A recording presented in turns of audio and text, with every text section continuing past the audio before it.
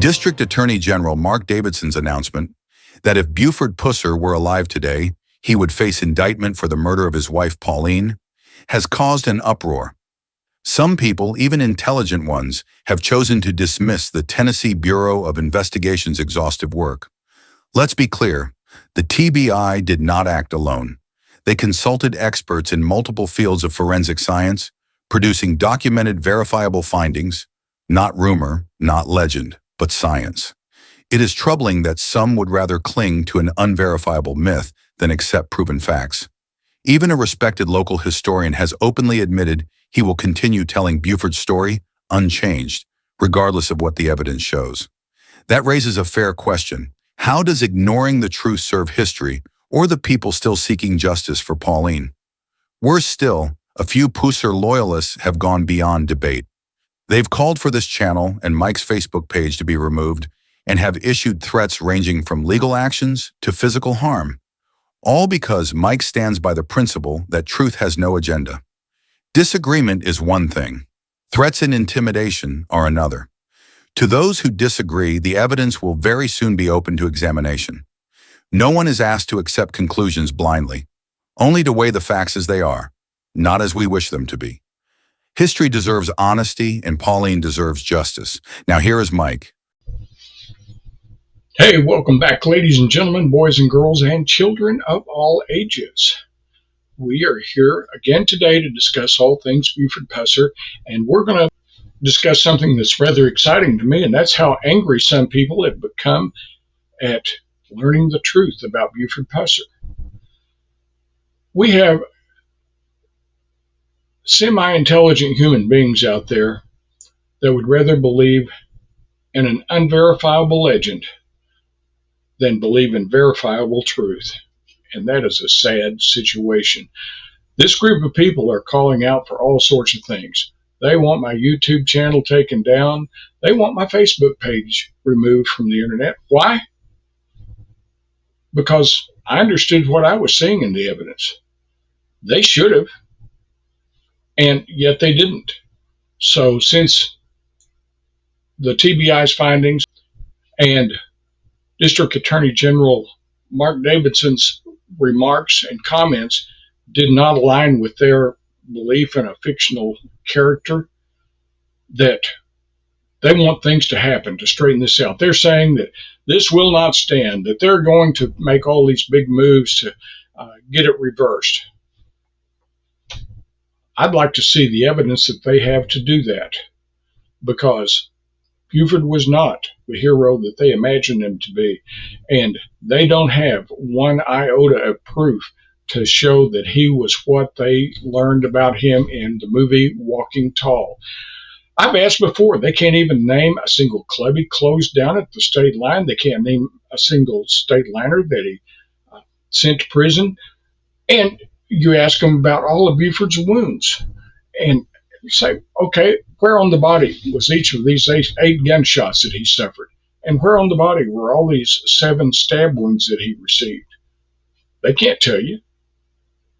Well, frankly, neither can I, because the number I get doesn't count up as high as what the number Buford counted to. So I don't know what to say. Other than they just don't want to face the facts. They are in denial, and they'll do anything to have their way. They forget that it was Pauline who was murdered on August 12, 1967. But it was Buford that turned himself into a hero and caught the nation's eye as a hero thanks to books like The 12th of August and movies like Walking Tall. And it was all baloney. It makes no sense to me. But you have people out there saying, I knew Buford. My family was close to his, and I would ride with him at times. What these people aren't telling you is they were 6 to 10 years old. They didn't know Buford any more than anyone else. Do you think Buford showed their bad side to him? But yet they want to take my YouTube channel down and my Facebook page down. Why? Because I uncovered the truth. That's a sad situation. And I don't know what else to say about that. It's it really makes you wonder about humanity sometimes. Now, one of the things that I get amused about is when they say, this will not stand. They're going to get this overturned. With what? The TBI is an official state government agency. The District Attorney General's office also is a state sanctioned governmental body. So I would like to know what these people are going to do to get it overturned. What proof that they have that will go up against and be as verifiable as what the TBI's and the District Attorney General's information has been. It's almost hilarious when you think about it. They're angry. They just want revenge. They want things to happen. It's not. Folks, get used to it if you're one of these naysayers. History changes occasionally. This is one of those times. It's kind of like when JFK was assassinated. For those of you who are old enough to remember, like I am, that originally just about everybody bought into the Warren Commission report. But due to a few people out there that just kept digging and digging and digging and raising questions, we finally learned that it didn't happen like the Warren Commission said. That they, just like in the Pusser case, those that were not asked to give statements about what they witnessed. And so now we know that, like I said, JFK assassination didn't happen anything like the Warren Commission said. That's all that's happened here is just the same thing with the Pusser case. And again, if you guys have some proof out there that Buford was the legend that he claimed to be, why aren't you showing it? You've had as much time to do this as I have. So what's the deal? Why are you hiding all your proof? Makes you wonder if you have even a shred of it. So if you run into some of these people on Facebook or in the comments section on my YouTube videos, just look at what they have to say. Intelligent people are making some of the dumbest statements I've ever heard in my life. I don't get it. That's just the way it is in La La Land sometimes. After years of relentless research into the cold case murder of Pauline Pusser, Mikey Lamb authored the defining book on her death. In 2020, 3 years before the Tennessee Bureau of Investigation would reopen its inquiry after he uncovered a firearm possibly tied to the killing, and 5 years before the District Attorney General publicly declared that had Sheriff Buford Pusser been alive today, he would have been indicted for his wife's murder. Mike Elam was already ahead of the curve. While others wrote glowing, fictionalized accounts celebrating the walking tall sheriff as a national hero, Mike alone broke from the crowd. He alone pursued the hard truth, piecing together what others had overlooked. No one else uncovered the real story of how a determined, old-school law enforcement officer solved the mystery that haunted McNairy County for decades. His book, Buford Pusser, The Other Story, stands as the crown jewel in exposing how a former deputy sheriff from Benton County, Arkansas, pursued justice for Pauline nearly 58 years after her death. Within its 254 pages lies the true account behind the legend of walking tall Sheriff Buford Pusser, supported by original documents, photographs, and first-hand evidence from Elam's investigation. Discover how persistence, discipline, and a refusal to accept myth over fact compelled authorities to reopen the case and finally bring clarity to a tragedy long shrouded in legend. Buford Pusser. The Other Story, an 8.5 by 11-inch volume filled with groundbreaking research, is now available at Amazon.com.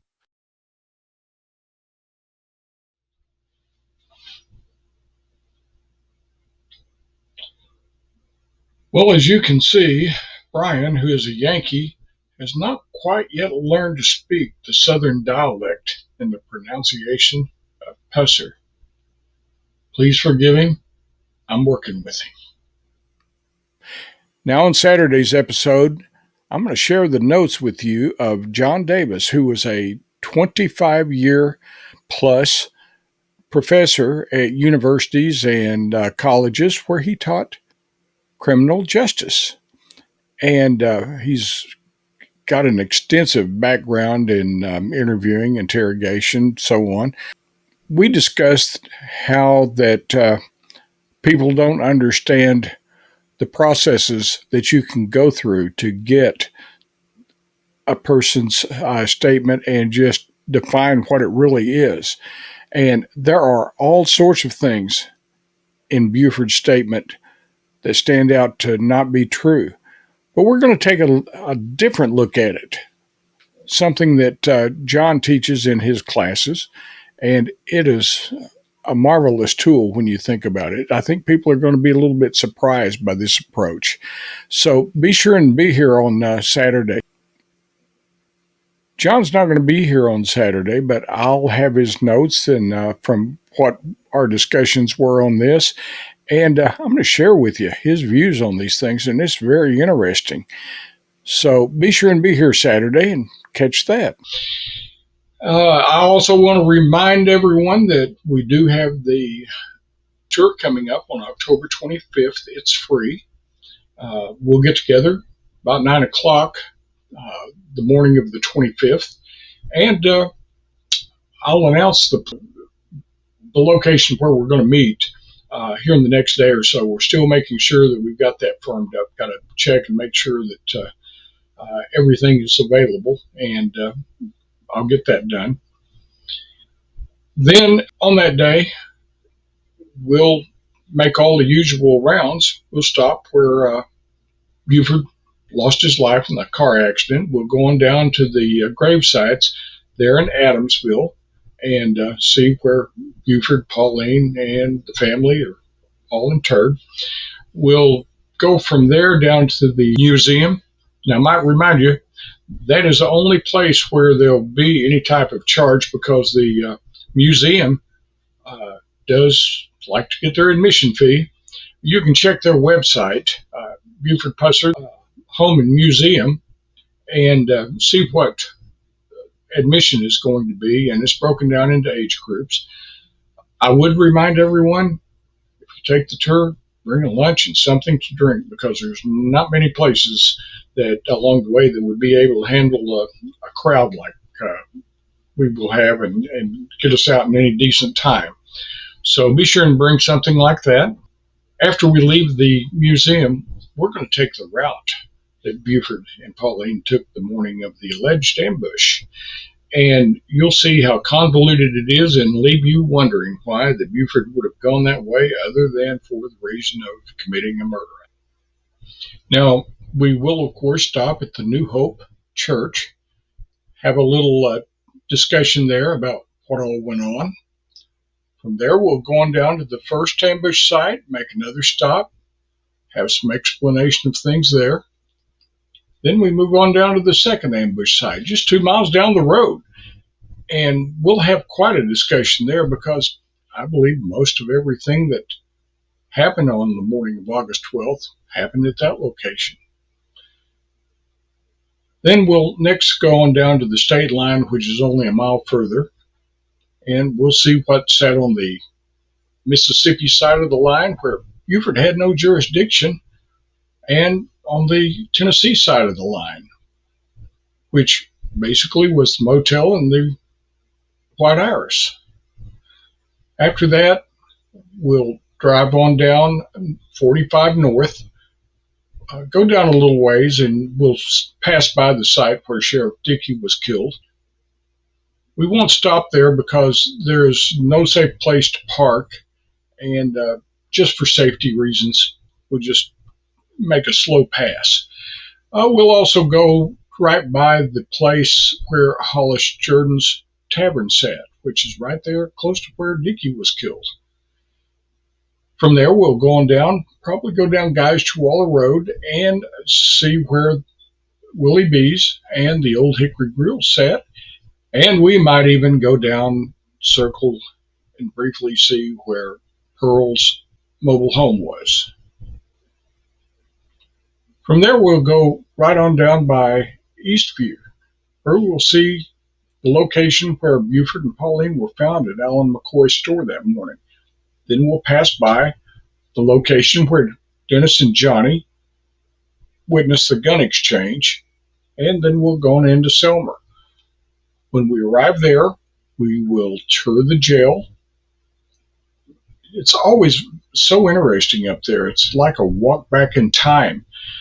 You can go inside the cells, have your photos taken behind bars. I know some of you people may want to keep some of you there. I'm not sure yet. But there is a lot to see there. And it's, like I said, it's like a walk back in time. After that, we'll meet in the courtroom, have a discussion about anything that people want to ask, and then we'll take a short break.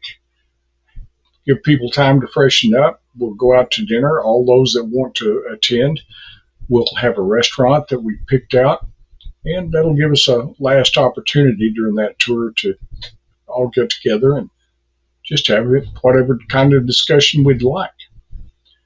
And that's about it. So I'm going to leave it with that, and just remember, truth has no agenda. And thanks for watching. And we got justice for Pauline.